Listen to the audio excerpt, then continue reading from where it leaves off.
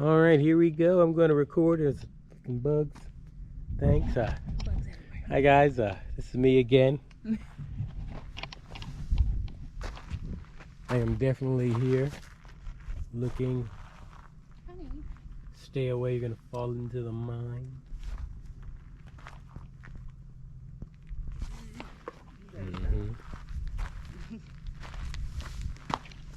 All right, come on. Okay, hopefully we gotta let's check it out. Just 15 minutes prior. Get in there, they're already in the cave.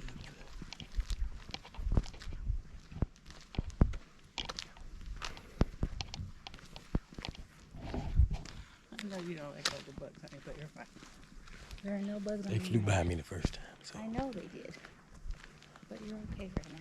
It's cool 71. It's freezing. I gotta bring us. I know she said 71. I'm like, It's freezing. It'd be 80. There was 80 in there.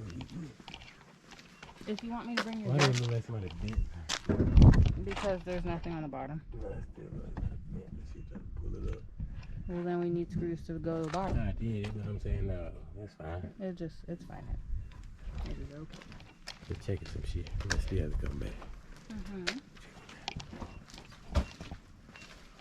What is this? Nothing really. We're going, I'm gonna listen for the tour.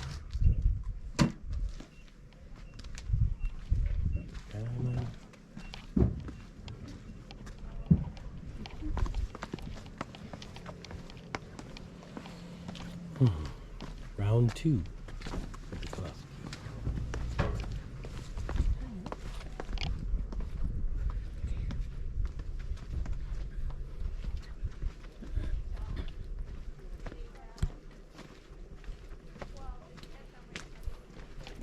See, we don't know what to expect here.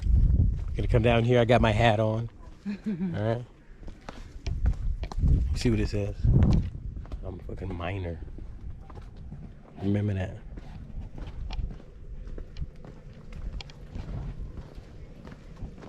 And we're coming along, and we're coming along. Welcome, guys. The one we went to, they were jumping off. Come back around. Oh, with him. Yeah, yeah. That one wasn't a state. That one we went with him, but that was the National Guard State Park.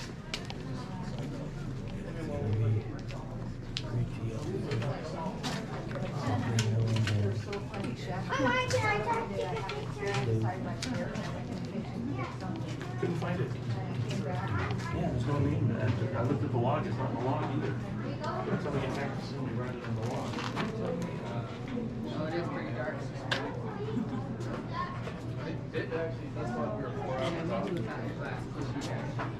That's us. That's us. So I just checked the mail this morning. I'll see if she has a card. Is it going to be UPS, FedEx, Postal? Because Postal I check every day, and the UPS is FedEx delivery. I'd like to wear my hat. With the miner's hat. And it goes great with my clip. Yep, there. You are the miner. Great miner. Yes. You're a better miner than me. Right, maybe you can lead the way through the mine. It's his choice, Mike or ours. Here comes UPS right now. So I don't know if you I don't know. I'm just guessing. Probably. I don't know. I'm just walking around. Just look at the way. We go up on the right side anyway. See, look at this. So, maybe over here.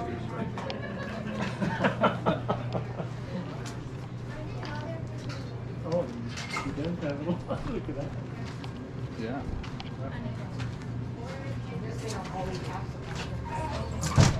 You guys made it back, huh? Yeah, we did. We came back. Auditor? Make it quick or you're going to No touching of the rocks. Oh, we could get out of here. We can get the roof done. Go find the roof and come behind me. No, for you to pull. I'm here to break it. Don't touch every rock. I love rocks.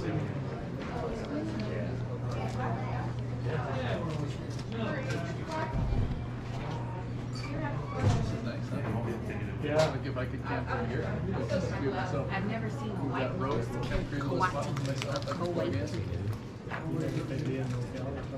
Sleep in the gate. Nice and warm in there. It's 71 in there all year round. 71, right? Yes, in the summertime it's blazing hot out there. It's like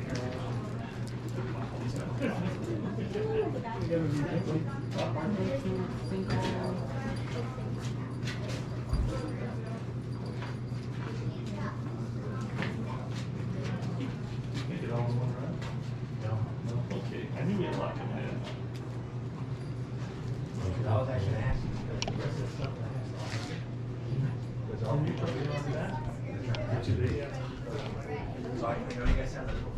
Yeah, the other dollar. Oh, we have to pick up, I'll come up with that. Saturday, I'll load it and I'll walk down and I'll go.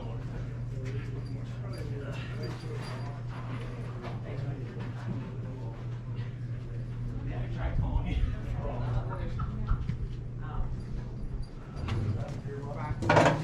It's gonna be awesome.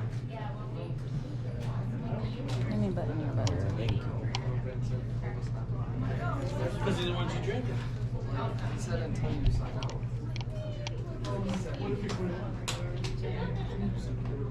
Training status. You get over? Who thinks of this?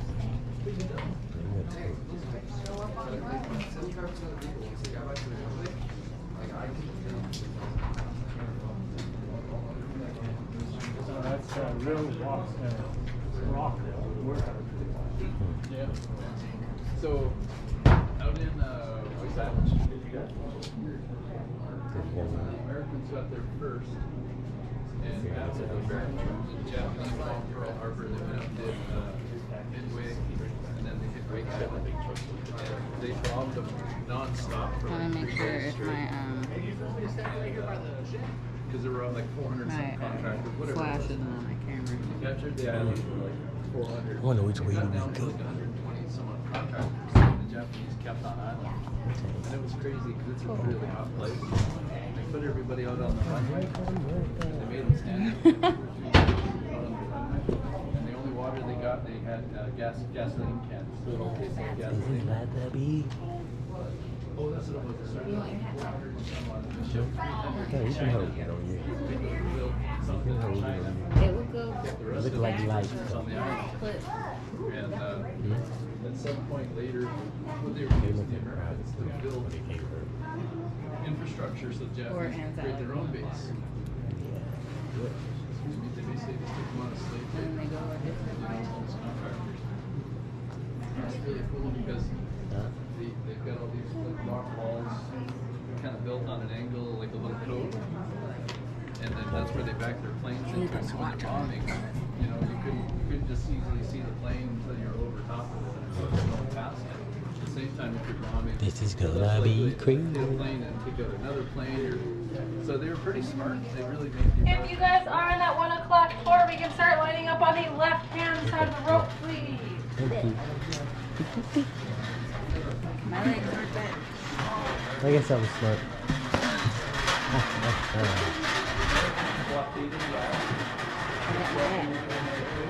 She got lanterns. I told you this. Yeah, I was right. I just feel like I got bugs on these freaking bugs been flying around.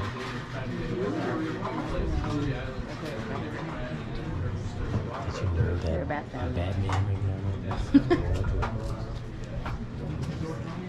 I was reading the All right, I thing. need to see the back of the receipt. They should have wrote a name on it, and that is what I need to see.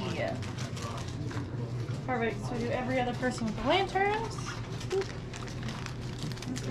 Okay. I got it. And you got your, give me my head. Oh no, I'll carry it. Give me my head, lantern. Lantern, good. I'll hold them if you want me to hold them. I guess we had to trade because she got the lantern and shit. I got the lantern. My lantern. We do every other person. They like me. That's what I'm gonna do. I got a hat. I paid $25 for this hat. Yeah, you did. I definitely You better did. wear it. Pretty It's a dope. good one. It is a very good one. To me. It definitely works. This is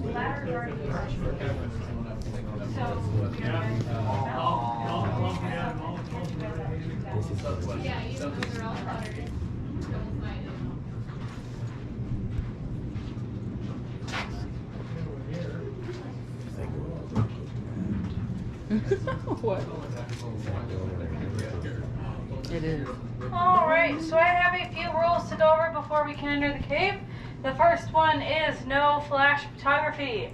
That is because we have animals in the cave. It is very disorienting to them. So before you take any photos or videos, please make sure your flash is turned off. The next thing is, please don't touch any of the walls, rocks, or formations. That is because our hand oil is very bad for them and it actually kills them forever. And because we are a dormant cave, we definitely don't want to do that. But they're also very, very disgusting, and I'll show you guys why once we get inside. The next thing is, we only allow water, any water bottle, any other food, drinks, candy, gum, anything like that's not allowed in our cave. So if you guys are chewing on anything at this time, please spit that into our sandpit before you walk in the cave. Has everyone agreed to those rules? Yes. yeah. Perfect. We're going to go on a half-mile walk. It is 363 stairs. It is a full walking tour. So if you walk yourself in, you are going to have to walk yourself out. But that does not mean you guys have to take the full path. So at any point in time you guys find out you're claustrophobic, afraid of the dark, or just don't want to be there any longer, please let me know. We have a phone system inside the cave. We can call and get you escorted out on a much shorter path. I do have one other thing. We have to leave our lanterns on that orange setting. You guys will understand why once we get inside the cave, because that bright setting will hurt our eyes really, really bad. But you guys can follow me in. We will have a tour sneaking out past us. So when they are, we're going to just scoot to our left-hand side. Okay? Perfect.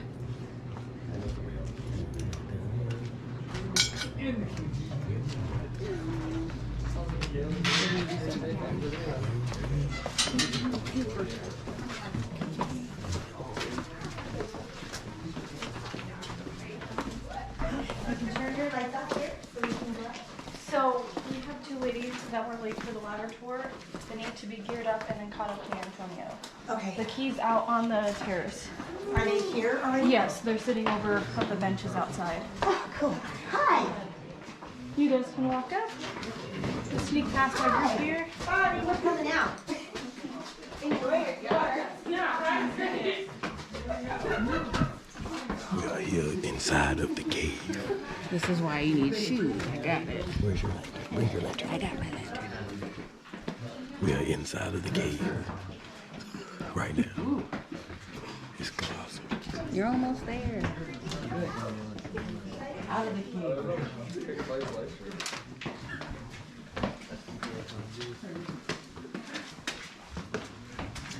All right, once the last person kind of squeezes past you guys can kind of fill in this area a little bit better.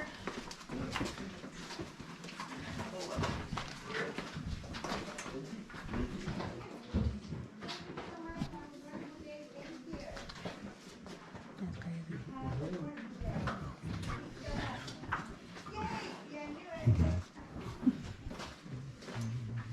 All right, welcome inside of Colossal Cave.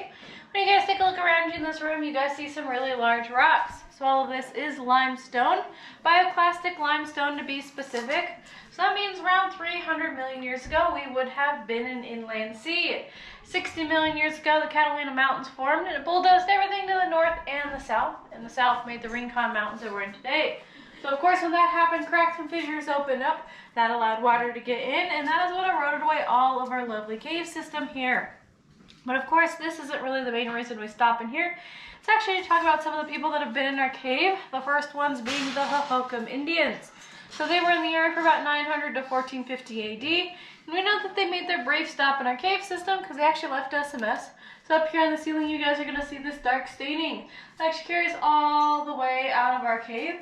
So all of that is smoke residue. That is from this really large rock down here. It has a hole in it, and that hole was used as their makeshift fireplace. So there's smoke staining on the inside of it and smoke staining coming out of it. So this room is really as far as they traveled in our cave, and that is because if we didn't have our lovely stairs and walkway, everything behind me would have been a 12-foot drop off. And that hole you guys just walked through used to be 2.5 feet big, so you would have had to crawl through, so of course that didn't allow much natural light in. So everything behind me was pitch black, and I don't really blame them for not wanting to venture around in a pitch black cave. But of course, smoke staining is not the only thing that covers our rocks, and this is a disgusting reason not to touch anything. So if you guys look up at this rock ledge, you guys are going to see these black kind of gooey spots that are on the rocks. All that black gooey stuff is all bat pee and poop. It covers every single one of our rocks. So if you accidentally touch something, yes, that is going to be on your hands. And yes, it is quite disgusting. But luckily for you guys, we do clean our handrails regularly. So those are clean and sanitary. We just sadly cannot clean our very disgusting rocks. But some of you guys might be even more glad when I tell you it is very unlikely we are going to see a bat here today. So all of our bats are migrating out about October. There is a few straggler bats that are in our cave still, but those are just elderly bats who know that they can't make the migration out of the cave, and that is why they stayed here. So they're not doing so great, so they definitely won't be flying around, but they are tucked away off the pathway into holes. So that's why we're so courteous for them. We leave our lanterns on the orange setting, we don't use flash, and we try not to stick our lanterns or shine flashlights into holes. But it's not only because of our bats, it's also because we have year-round animals called coatis or coatimundi that stay in our cave. So they're either in here or they're out in the park running around, so if you guys happen to see them. In our cave, they really like our rock ledges, so that's probably where they'll be at. But if you guys do happen to see them, I do recommend just taking a brief look at them. And that is because it's 62 mamas and babies that are running around. The mamas are very protective of their babies right now, but the babies are about 5-6 months old now. The babies are actually kind of getting feisty themselves. They actually got mad at one of our tour guides last week and actually chased her. So that's why I definitely recommend just a brief look at them. And if they're in our walkways today, we'll just clap at them, scare them off the path so we can continue walking on our way. But now that we've covered all of that, we've let our eyes kind of get adjusted to the darkness of the cave. We can now walk further and go to our next room on our tour here.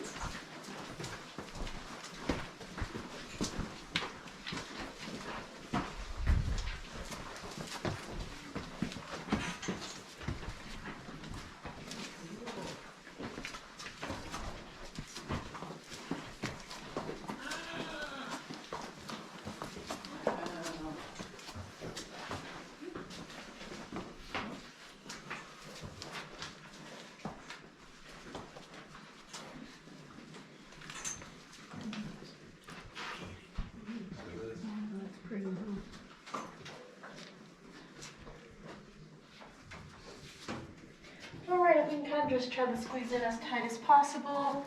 I have a very large group I'm trying to fit in here. Yep.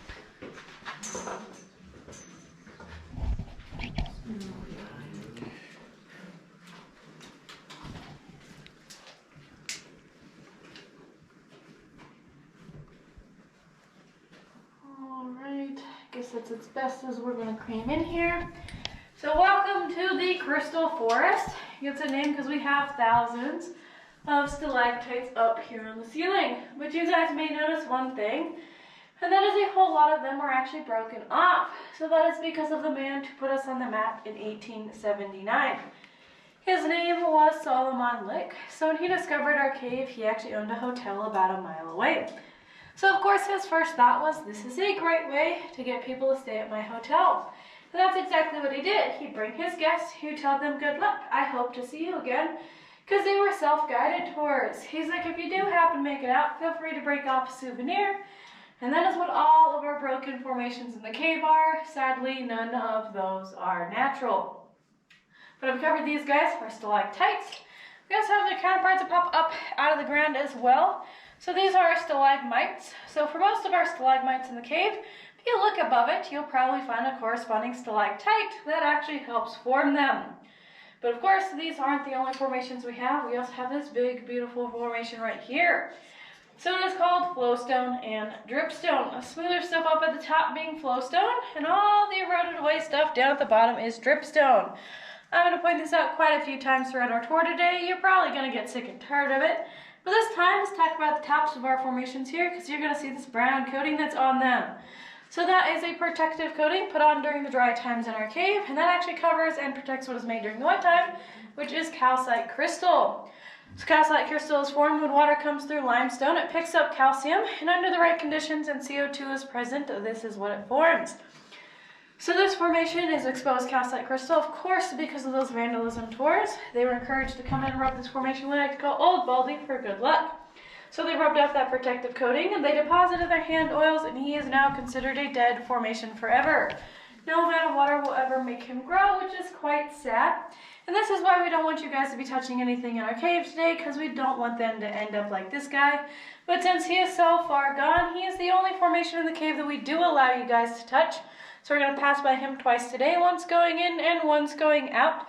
So feel free to rub him and get all of your touching out of your system now before you get any further in the cave.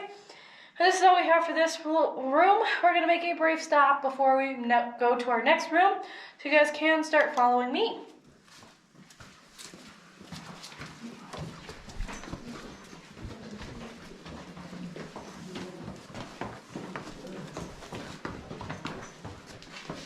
You guys can start filling in this direction here.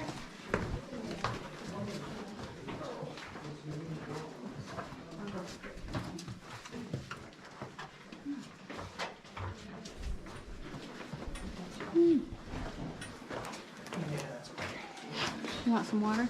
No. No?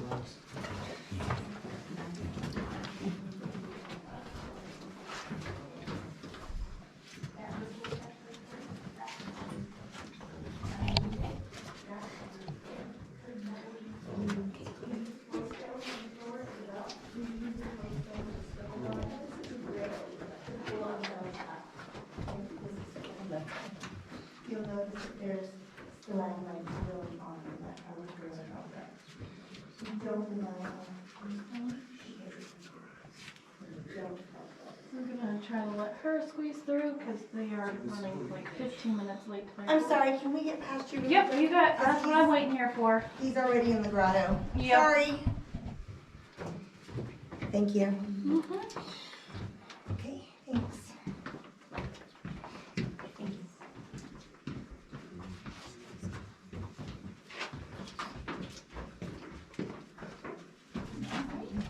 All right. Just gonna make a little stop here because I like to talk about this formation right here. So this is our largest stalactite here in the cave. It weighs about 5,000 pounds or 2.5 tons. So that's kind of like a Ford pickup truck hanging from the ceiling right now. So I hope you guys realize that if you ran into a truck, it would not move, and it would definitely hurt you more than you would hurt it.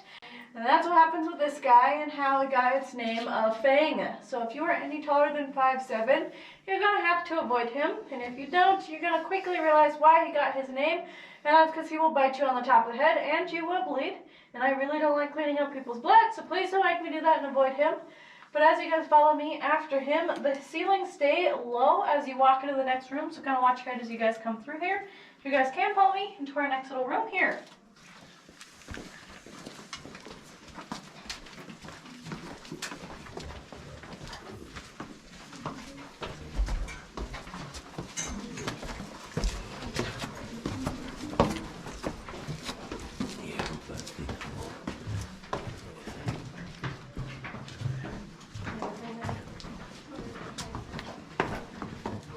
Run behind you.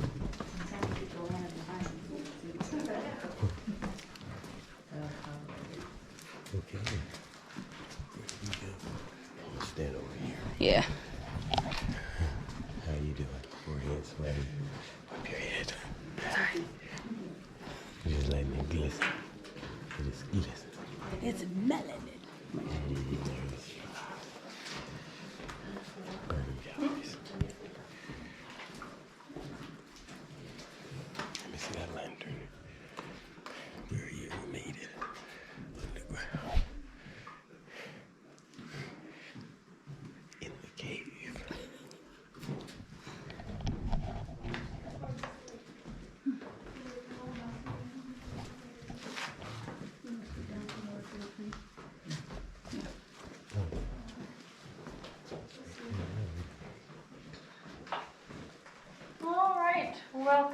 to the drapery room. You get that name because this big, lovely formation over here hanging from the ceiling. So it is a type of flowstone and dripstone, like I pointed out in the other room. This forms just a little bit differently. It actually forms from the roof down, and not the ground up like most do. So that's actually how I get those long strands of dripstone. It kind of resemble curtain folds, which is how it got its name. But of course, this is not the only thing I like to talk about, so I think I have a fun fact about this rock that's hanging above your guys' head. Not everyone appreciates that I bring it up, and that is because you guys are standing underneath a fault line right now. So we have 23 fault lines here in our cave system. They are all formational fault lines from the mountains formed. Don't worry, they haven't been active in about 60 million years, so we are going to make it out of here. But this one in particular is different from the rest of ours, and that is because it's considered to be a slip fault. So when it cracked open, this rock come wedging itself in here, and it has not moved since. But besides telling you guys you have a rock hanging above your head, I'm going to tell you just a tiny little more history about our cave before we leave this room. That's because it is important in our next room. So like I said, we got put on the map in 1879 by Mr. Lick. So he did those self-guided tours up until about 1922. And that is because he got a visitor on one of his tours by a man named Frank Schmidt. Frank come in, took the tour, watched all the people break up all those formations. He actually got quite angry because he actually knew that that killed the formation forever. So he was actually angry enough to do something a little bit sneaky, and that is buy the mining rights for our cave out from underneath Mr. Lick. So that Frank owned the rights to our cave, he was dead set on preserving it, but he still wanted people to come in and enjoy the cave. So he started doing guided tours through the cave, and he did those for about 11 years up until 1934. And that is because of the Great Depression. So of course, no one would come in and spend money on tours anymore. So he actually couldn't afford to keep his cave and his land any longer. So he decided to call up the state of Arizona, and he's like, I will give you my land and my cave under 3 conditions, and they actually agreed to all 3 of them. So his first one was that he wanted to live on the property with his family. That gift shop you guys were in to check into was actually his house originally with his family. His next demand was that he wanted to be the sole and only tour guide until he could no longer do so. He was so committed to our cave when he finally quit doing tours, he died a year later at 85 years old. And then his last demand was that he wanted the men in the CCC or Civilian Conservation Corps to come in. So those were part of those deals kind of boost us out of the Great Depression. So young men aged 18 to 24 signed up for at least 6 months of work. They got $1 a day and 75 cents was sent back home. So they come in, they made all of our floors, they made all of our stairs, they made our railings, and they made our initial lighting system, which was about 2,000 bulbs, which made it like absolute daylight in here, but of course that affected our wildlife. So in the 70s, they come in and decrease it down to about 200 bulbs in a very sketchy way of just cutting wires and calling that good. And that's the sole reason why we don't have lights in our cave right now. So we had a record-breaking monsoon season this year, and water actually got into our cave. And then we had wire soaking in water, which was not a great mixture. So that's why I get to put up and pick up these lovely lanterns every single day. And you guys are carrying lanterns until we get our nice, fresh upgrade. But of course, that water in the cave didn't just affect our electrical system, it actually affected our weather in here quite a bit. And that's what leads me to, we'll pass by down this hallway heading towards our next room. So it's going to be on our right hand side. It kind of looks like a picture frame, but it's not. It is a barometer. It is our local weather station. So it tells us pressure, temperature, and humidity. Our cave is always at 71 degrees. It doesn't matter how hot, how cold it is outside. It's always 71 in here. Our humidity is the one that usually fluctuates. It's between about 40 and 60%. Luckily for you guys, you picked a great time to come take a tour, and that is because as of a month ago, we finally went back down to normal humidity in the cave. But from July to about mid-November, we were actually pegged out over 100% humidity in the cave, and it was absolutely miserable to give tours in here, so we're very thankful that it's at 50% today and not 100%. But you guys can follow me, take a look at that barometer as we pass by, heading towards our next little stop here.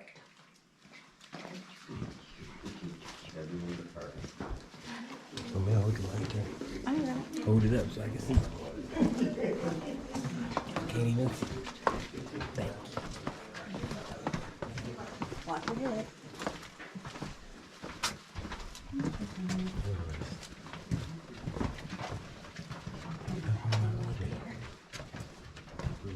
What's the hell is it? Make you hold the lantern and stuff.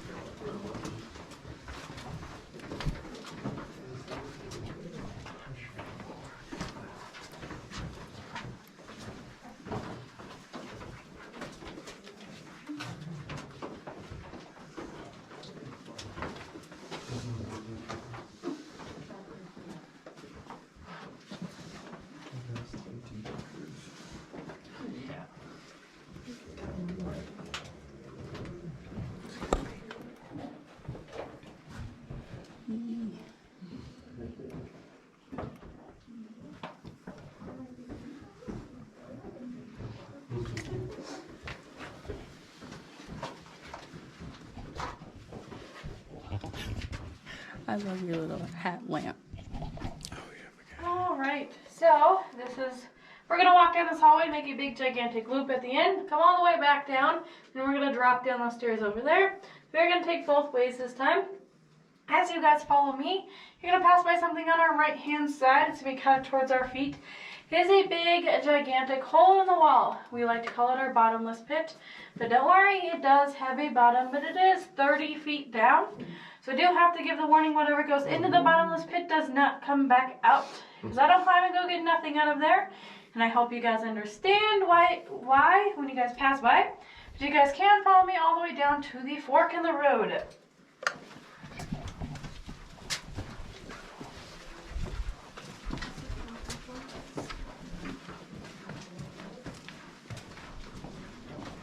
Here is our bottomless pit.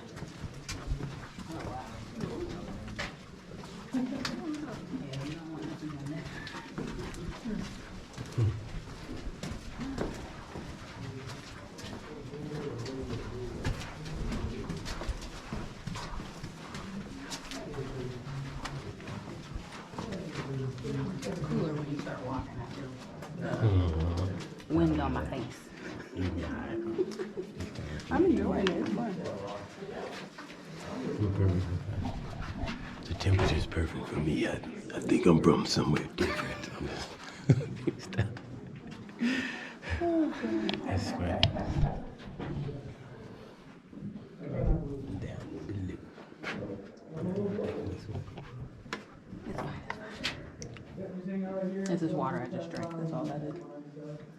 Alright, so this is where we're going to make our big gigantic loop. We're going to enter the right side and pop out the left side. As you guys follow me, you're immediately going to pass by 2 display cases. So those are both artifacts left in our cave from the Hohokam Indians. So they're both different kinds of grinding stones that they would have used. The first one for corn, beans, or food items. The other one to use to grind up rocks, hard seeds. That's actually how they made their pigments for their clay pots. So you guys can take a look at both of those, and then you guys will follow me all the way down to the end. There's a room down here we're going to fill in. I will give you instructions how to kind of fill it in as you guys enter. It'll make sense why I have to do that once you guys get in there. So you guys can start following me.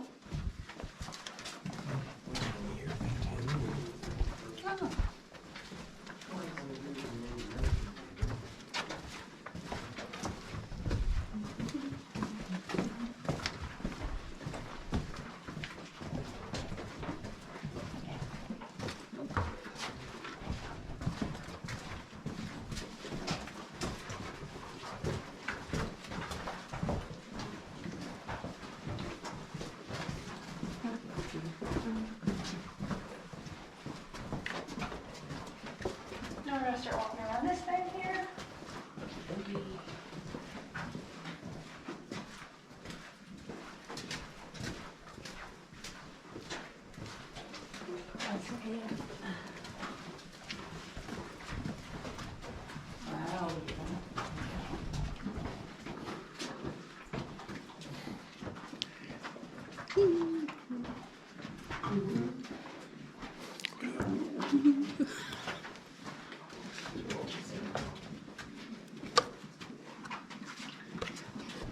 All right, everyone that's entering, you're going to fill in this half of the room for me, please.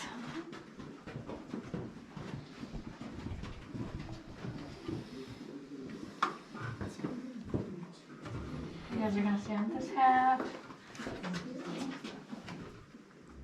just don't know where you are. Sheesh. Oh my God. All right, welcome. If you guys